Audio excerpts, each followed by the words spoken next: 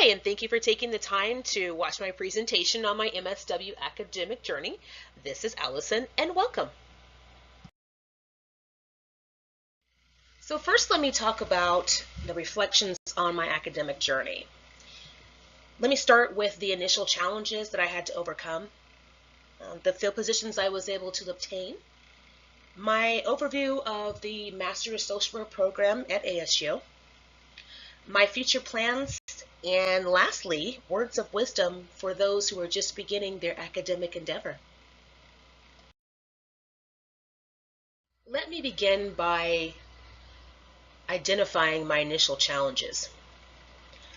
I knew that the curriculum was going to be rigorous. I knew I was going to have assignments. I knew I was going to have to write papers and do research to do those papers. I knew time management was going to be an issue for me. And of course, the balance between my work, school, and home life. So as you can see, I have the cute little guy chewing on the pencil, and I think that was me on day one. I saw that the first semester there were 5 classes. I was, oh my gosh, I'm going to die. I read through the syllabus of each class, and I saw I had extensive readings to do. I saw there were deadlines that had to be adhered to, and I was questioning myself as to whether or not I was going to be able to complete this program. So challenge number 2, of course, as I stated before, time management. I had to question myself, how many hours do I need to spend on what to make sure I can get these assignments done? Now, as I stated before, I do read the syllabus, and I was like, okay, I can do this, I can do this.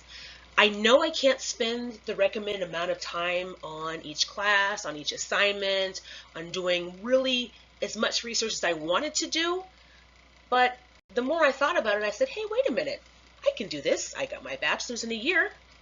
Somehow, some way I can make it happen. So challenge number 3 for me was the balance between my work, school, and home life. Let me explain. I work for a child psychologist, and I work with children with mental rehabilitative problems and disabilities.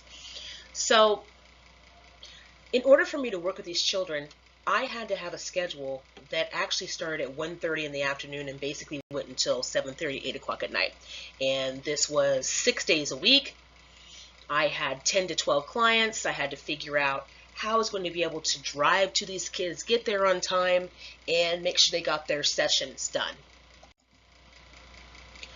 Knowing that I had homework every day, assignments that were due on certain days, and deadlines that I had to adhere to, I had to again question myself about how many days a week am I going to be able to work on the information I need to? How much time do I really have? And am I going to be able to properly read the rubrics, the components for each assignment, and take the time to get the proofreading done before the assignment was actually due? Throw in there, at the same time that I started this program, I had to start packing because my house was for sale. So I had to deal with my household responsibilities, literally going and buying boxes, getting the stuff into the boxes. I couldn't find my books when it came to do my assignments. And every time I did my homework, my sweet little doggies would sit down in the middle of my book, put their feet on my stuff, and act like I wasn't paying attention to them. So it was very difficult at times to get my homework done.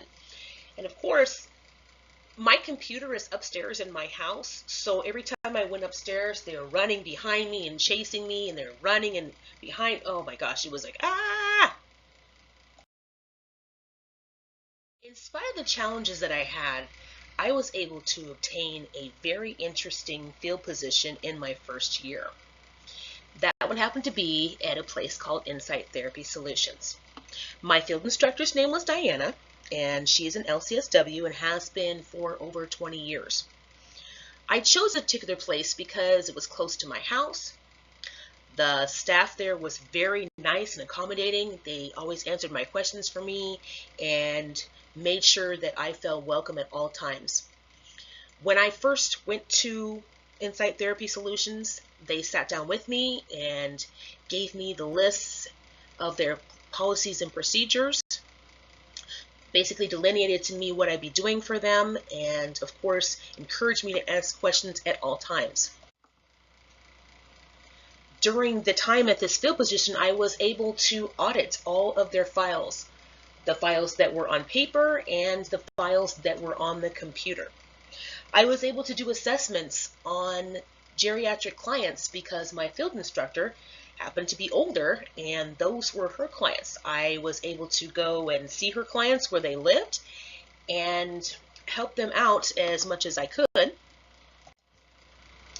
On occasion, my field instructor would accompany me to go meet new clients, and she would explain to them what my position was, what I was doing with the company, and ask them to bear with me because this was my first field position. So I made sure that the patience factor was there at all times. And I'm sure you're probably wondering, since I did have a time management issue, how was I able to complete this field position? Well, considering that this was close to my home, I was able to get to the position in 5 to 10 minutes, and they went around my schedule. They knew that I had other responsibilities I had to do, so they made sure that I was accommodated, and that was wonderful. During my second year, I was able to work with an organization called Friends of Parkinson's.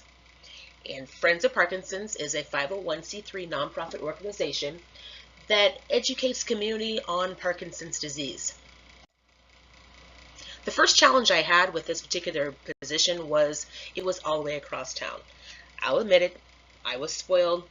My previous one was 5 to 10 minutes from my house. This one was more like 30 to 40 minutes.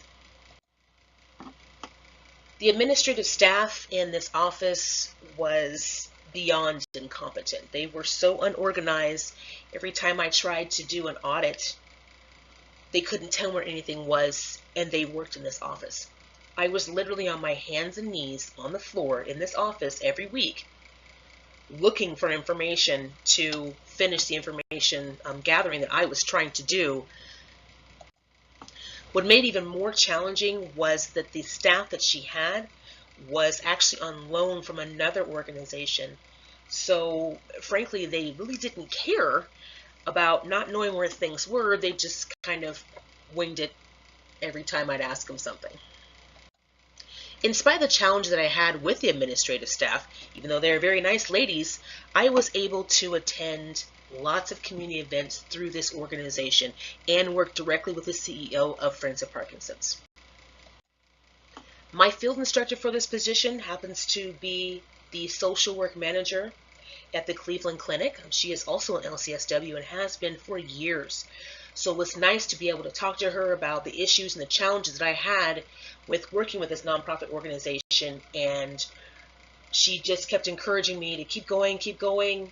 You know, I'm sorry that it's unorganized. And I said, no, don't apologize to me, because this is actually something I need to see to be able to make my decision as to how I'm going to spend my time being a social worker in the future. All the times that I attended the community events, I was able to obtain information that I could forward to the people from Friends of Parkinson's. And I have to say that that information helped at least 20 or 30 of the Parkinsonians because of me, and I'm very proud of that. In moving along and completing this program, I have to say that at times it was challenging. And it wasn't just challenging because of my time management problems and my personal issues and my home responsibilities. It was actually the curriculum. There were times that I was questioning myself, how much time I needed to spend on my assignments and how I was going to make sure that what I needed to convey was being done in the correct manner. I appreciated the diversity and the different styles of the teaching and educating from the instructors and the co-instructors. I do have to say that I did have what you could call a run-in with one of the co-instructors in one of my classes, and I will not mention her name. I was accused of plagiarizing information when that was not true. And I also had an issue one time with my computer. I actually completed an assignment and I uploaded it and I took my picture, my screenshot, everything. And for some weird reason, it wouldn't open. It said that nothing was there. Well, it turned out, after calling the school various times, that when I actually uploaded this assignment, a bunch of other people were doing it at the same time, and mine wasn't really lost, but it kind of got lost. I will say, though, that I did appreciate the feedback that I received from the teachers, professors, instructors, co-instructors, and my peers. I liked the fact that everyone was matter of fact. They pointed out that I had made a mistake in a way that was not like a conflict or caused a conflict, but in a way that was going to help me continue to learn. My most challenging class was the mental health assessment class. Now, even though I've worked in that field for the last 6 years, reading the DSM-5 and actually understanding more diagnoses that have to do with mental rehabilitation and mental issues was a huge challenge. I loved this class because it made me work. I also have to say that there were some classes that I actually found to be easy, and I was wondering, hey, is this a master's level course? Really? But I appreciated that because that just meant that I knew the information and I was going to be able to apply it quickly, easily, and I already understood what I needed to understand, and that was a great feeling. As far as my future plans as a social worker, I've had to ask myself, what am I going to do with all of this information? I remember one of the first classes that I took when one teacher mentioned to know a little bit about a whole bunch of different things, and I think that that is something that all of us should adhere to. So as a future social worker, I want to be able to continue my professional growth and development. I want to continue to do research and make sure I keep up with trends. And of course, as all of us should, we need to pay attention to all of the values from the MSW Code of Ethics. In the next couple of years, I plan on getting all of my hours I need to take my test and my license, and hopefully I have a friend who just got her bachelor's in social work. I want to be able to be her teacher. And within the next couple of years after that, I want to become a part-time teacher, and I'm going to continue to engage with the community through my workplace or wherever else I plan to be. As I come to a close, I have some words of wisdom for new students that stem from my personal experiences. Now again, I'm willing to admit I never really needed to ask any questions unless I just didn't pay attention very much. So first, let me start by saying that when you choose your field position, you need to choose it very wisely. You need to think about the location, how long it's going to take you to get there, the gasoline you're going to have to pay for. Because remember, you're actually working for free. And if you do happen to be able to use your workplace, you can't use them during your second year. Also think about how interested you are in that particular organization or what they stand for, and what kind of knowledge can you gain from having a position at that particular place. You really need to think about how much time you can spend doing all of your homework, all of your assignments, and the presentations that are necessary to complete this degree. You need to understand and realize that students in an online program can be anywhere in the United States. I do remember that in one of my classes, I think maybe the third one, there was a gentleman who was in Japan. Yes, Japan. And lastly, and I feel really is most important, is self-care. Doing a graduate level degree program online can be tough for those who do not have the discipline it takes to actually complete the program. Through my own personal experience, I can state that when I first started, I did not do any self-care activities. I felt that I didn't have time to. But again, that went back to the time management, and that was an adjustment that I needed to make personally. Throughout the second year of this program, I was able to engage in more activities than what I did during the first, and that was by choice.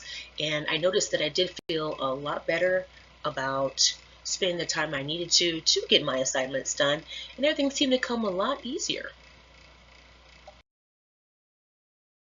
In conclusion, I'm going to tell you why I chose this program.